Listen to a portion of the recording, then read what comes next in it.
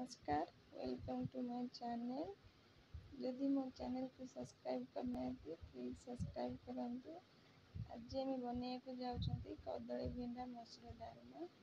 ताले चलते स्टार्ट करवा। फास्ट आम कदली भिंडा को भल भाव बाछिदेवा।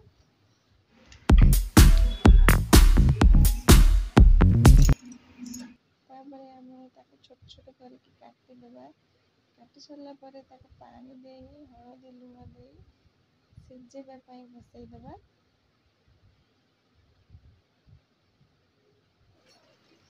सिझीगला आम छंका छांकी रखीदे जहाँद्वारा कि कषा पानी गुड़ा बाहरी जापर आम आलू को तेल द्वारा संतुली दबा।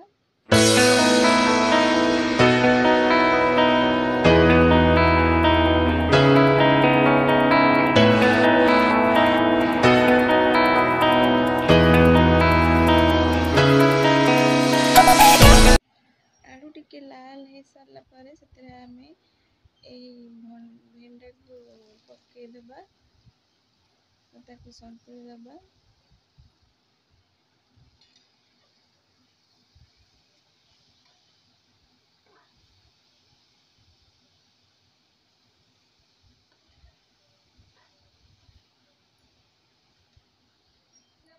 पुणी से आम मसूर डाली को पकाई संतुलिवा।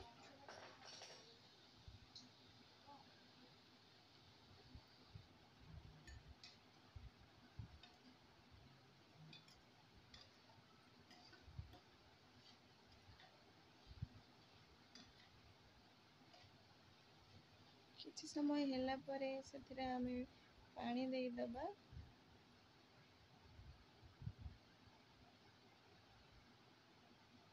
से आम हलदी लुण पकई सिझापी ढांकी दबा।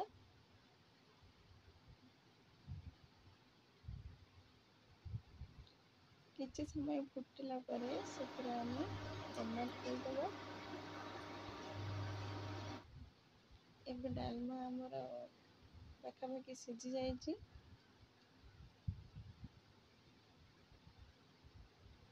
देखंतु भल भाव सिझी जाइए डालमा आमर।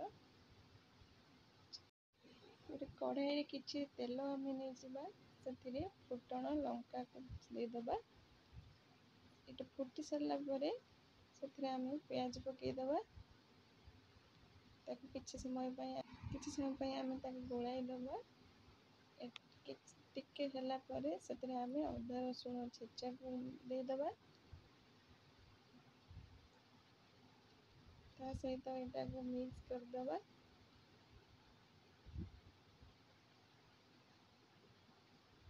तापर से आम टमाटो पकईदबा। टमाटो पड़ सारा पर से आम भल भाव जारीदबा।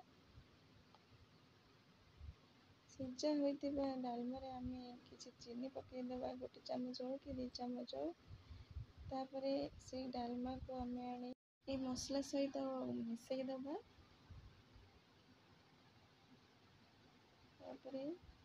किछि समय फुटवा को छाड़ी दबा।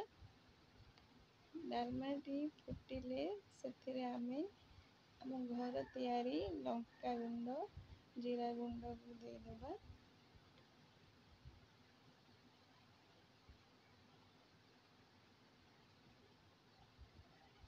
देखंतु डालमा आमर पूरा पूरी हो सारा।